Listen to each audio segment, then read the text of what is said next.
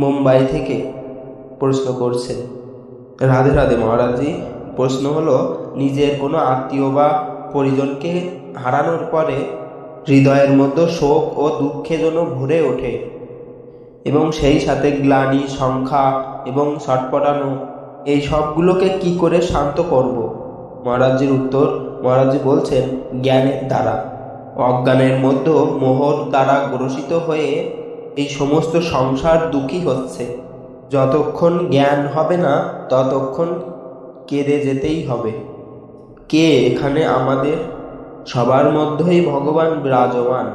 সে যখন অন্তর্ধান অর্থাৎ চলে যায় তখন বলা হয় সে মরে গেছে, আর সেই যখন চৈতন্য রূপ থাকে তখন বলা হয় জীবন্ত। এখন আমাদের গর্ভ থেকে প্রকট হয়েছে অথবা আমাদের ঘরে প্রকট হয়েছে, তাহলে আমরা মেনে নিই যে আমাদের। সেই চৈতন্যঘন পরমাত্মা নিজের কর্মের ভোগ ভুগতে আসে, তারপরে আবার চলে যায়। সে কারুর সঙ্গে কোনো সম্বন্ধ রাখে না।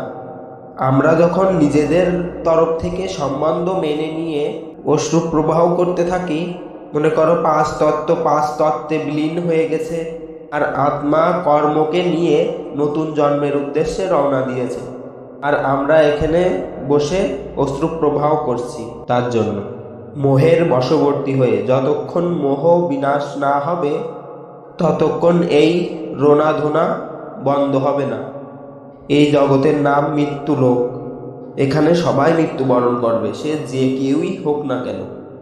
সে যদি দুরাত্মাও হয় মরবে, মহাত্মা হয় তাও মরবে, ভালো হলেও মরবে, খারাপ হলেও মরবে। সবাইকে এখানে শরীর রেখে যেতে হবে। তাহলে অশ্রুপ্রবাহ কিসের জন্য? যার যতটুকু আয়ু সে ততদিনই থাকবে, তারপরে চলে যাবে। যে আগে থেকে এটির প্রস্তুতি না নিয়েছে সে পস্তাতে পস্তাতে এখান থেকে চলে গিয়েছে। আমাদের সবাইকেই এখান থেকে যেতে হবে, তাই যাওয়ার প্রস্তুতি করে নেওয়া উচিত।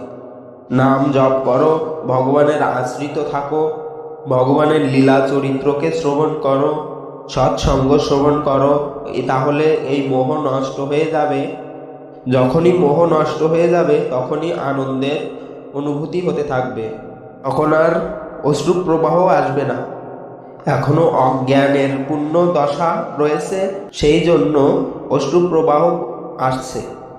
যে আমার পুত্র চলে গেছে, আমার ভাই চলে গেছে, আমার মিত্র চলে গেছে, আমার স্বামী আমার স্ত্রী চলে গিয়েছে, এখানে যেতে সবাইকেই হবে। নিজের নিজের সময় অনুসারেই চলে যেতে হবে। কেউ মৃত্যুবরণ করে না। আত্মতত্ত্ব তার কর্মকে নিয়ে নতুন জন্ম নেয়, আর পঞ্চভূতের মধ্যে বিলীন হয়ে যায়। তাই কেউই মৃত্যুবরণ করে না।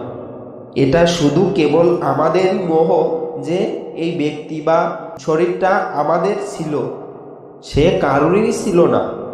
আমরা তো আর পিছনের খবর জানি না যে আমরা কত জন্মে কতজনকে বাবা মাতা পিতা বানিয়েছি।